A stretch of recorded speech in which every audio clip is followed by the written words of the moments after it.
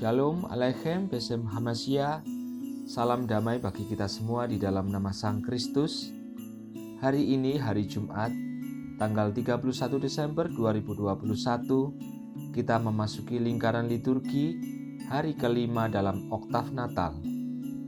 Bersama saya Sulistiawan dari Stasi Santo Yosef, Paroki Santo Stefanus Surabaya, mengajak Bapak Ibu dan saudara-saudari sekalian untuk mendengarkan sabda Tuhan dan menghidupinya. Maka marilah kita hening sejenak, kita mengawali ibadat singkat kita pada hari ini dengan berdoa. Dalam nama Bapa dan Putra dan Roh Kudus. Amin. Allah Bapa kami yang bersemayam di dalam terang yang tak terhampiri, di dalam Engkaulah kami hidup, kami bergerak dan kami ada. Oleh sebab itu kami haturkan puji syukur serta terima kasih atas segala berkat maupun kasih karunia yang senantiasa Kau curahkan ke dalam hidup kami, sehingga sampai saat ini kami masih Kau beri kesempatan untuk hidup, agar kami boleh bertobat dari segala kesalahan dan dosa-dosa kami. Ya Bapa, utuslah Roh Kudus-Mu di dalam nama Sang Kristus, agar roh kebenaran itu senantiasa membawa kami kepada seluruh kebenaran, dan kiranya roh pengertian menerangi hati dan budi kami, agar dapat memahami firman-Mu yang akan kami terima pada hari ini. Semuanya ini kami haturkan dalam hadirat-Mu di dalam nama Putra-Mu, Juru Selamat dan Pengantara kami, Tuhan Yesus Kristus, yang bersama Dikau dalam persatuan Roh Kudus, Allah yang hidup dan berkuasa sepanjang segala masa. Amin.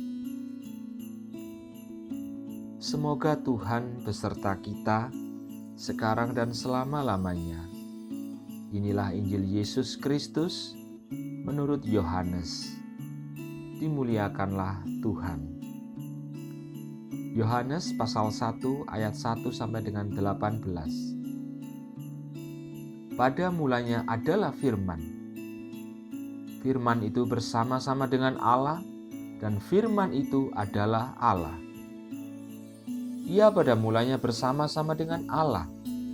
Segala sesuatu dijadikan oleh Dia, dan tanpa Dia tidak ada suatu pun yang telah jadi dari segala yang telah dijadikan.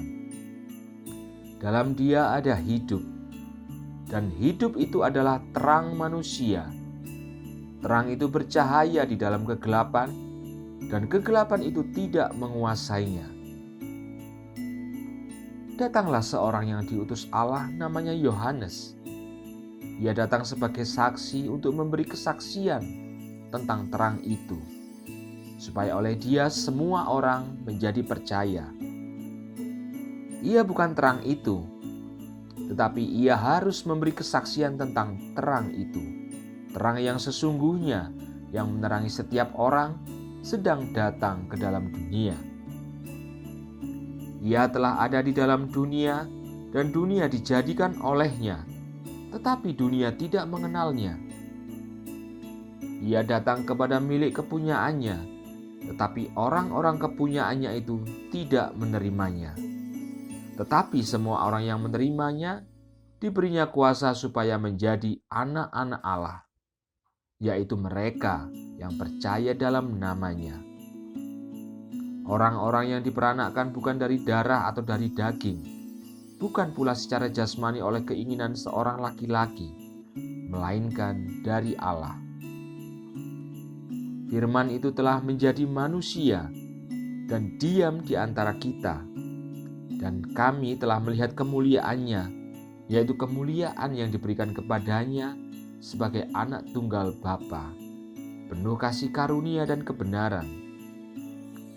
Yohanes memberi kesaksian tentang Dia dan berseru, katanya, "Inilah Dia yang kumaksudkan ketika aku berkata, kemudian daripadaku akan datang Dia yang telah mendahului aku, sebab Dia telah ada sebelum aku." Karena dari kepenuhannya, kita semua telah menerima kasih karunia demi kasih karunia. Sebab hukum Taurat diberikan oleh Musa, tetapi kasih karunia dan kebenaran datang oleh Yesus Kristus. Tidak seorang pun yang pernah melihat Allah, tetapi anak tunggal Allah yang ada di pangkuan Bapa, Dialah yang menyatakannya. Demikianlah Injil Tuhan. Terpujilah Kristus. Bapak, Ibu, dan saudara-saudari yang terkasih, perlu kita tahu bahwa keempat Injil di dalam Alkitab kita Perjanjian Baru, 3 di antaranya yaitu Injil Matius, Markus, dan Lukas merupakan Injil sinoptik, yang artinya Injil yang ditulis oleh pengarangnya masing-masing dari sudut pandang yang sama, yaitu dari bawah, dalam arti menulis kisah sejarah atau historisitas Yesus Kristus yang dimulai dari silsilahnya atau dari sisi kemanusiaan Yesus Kristus. Sedangkan pada Injil Yohanes yang baru saja kita dengarkan sangat berbeda sekali. Penulis mau memberi kesaksian mengenai historisitas Yesus Kristus dari atas, yang artinya dari sisi keilahian Yesus Kristus. Sehingga Bapak, Ibu, dan saudara-saudari yang terkasih, pada awal tulisan Injil Yohanes dikatakan bahwa pada mulanya adalah firman.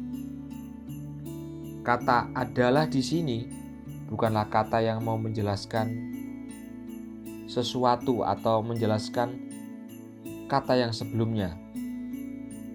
Saya ambil sebagai contoh kalimat yang berbunyi demikian. Ini adalah sepatu, atau itu adalah buku.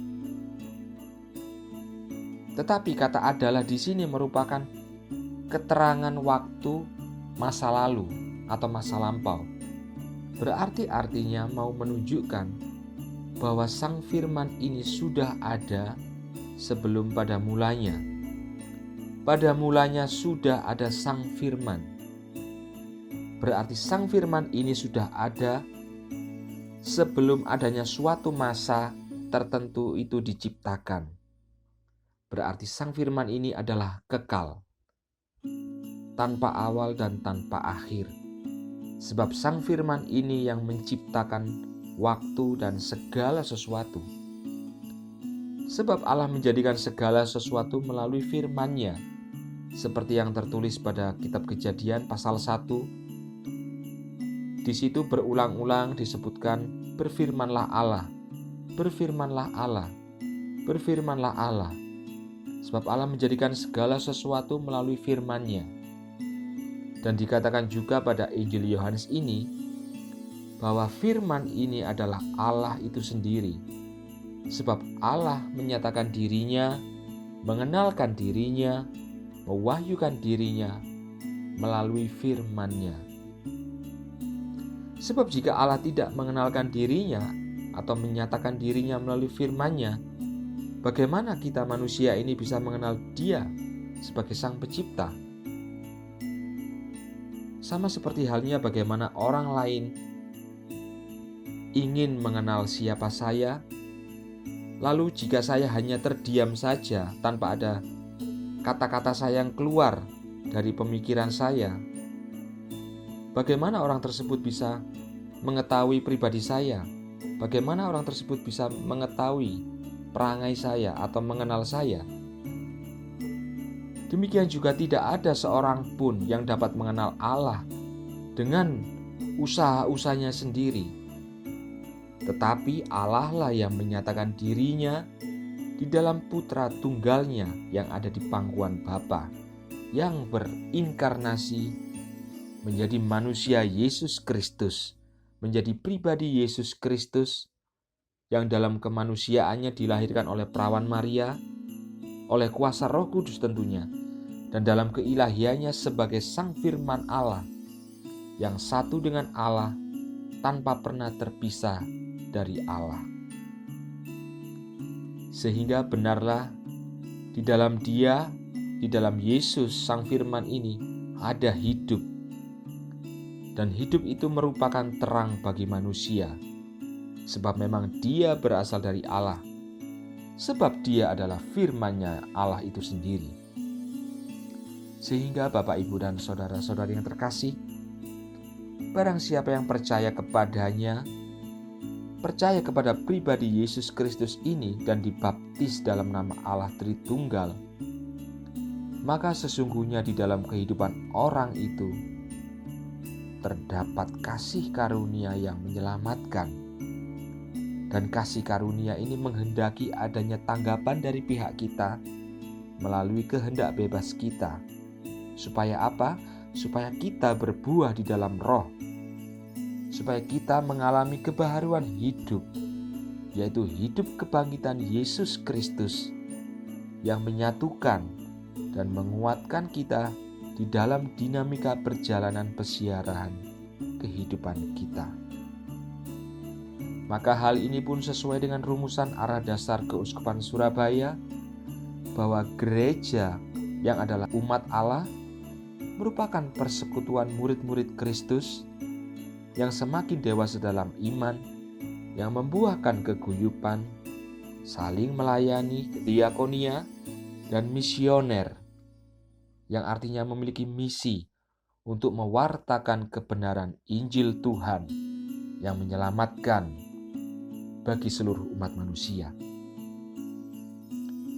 Sehingga Bapak, Ibu, dan saudara-saudari yang terkasih, semoga renungan hari ini semakin menguatkan kita semua, sedikit memberikan katekesi iman untuk semakin meneguhkan iman kita, memberikan kita kedewasaan dalam iman di dalam mewujudkan cita-cita ardas, cita-cita arah dasar Keuskupan Surabaya. Amin. Marilah kita berdoa. Allah Bapa yang Maha Rahim, terima kasih atas firman-Mu yang baru saja kami terima.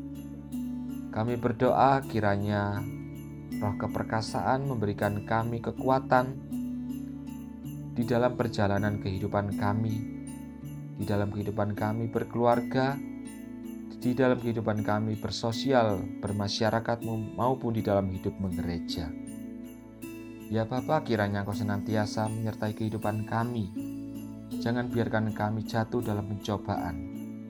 Dan kami menyerahkan seluruh kehidupan kami pada hari ini, awal, pertengahan, hingga malam nanti, ke dalam penyelenggaraan ilahi-Mu atas hidup kami, ke dalam kuasa tangan kasih-Mu yang Maha Kudus, di dalam nama Putra-Mu, Juru Selamat dan Pengantara kami, Tuhan Yesus Kristus, yang bersama Dikau dalam persatuan Roh Kudus, Tuhan yang memberi kehidupan, Allah yang berkuasa sepanjang segala masa. Amin. Kemuliaan kepada Bapa dan Putra dan Roh Kudus, seperti pada permulaan, sekarang, selalu, dan sepanjang segala abad. Amin. Dalam nama Bapa dan Putra dan Roh Kudus. Amin.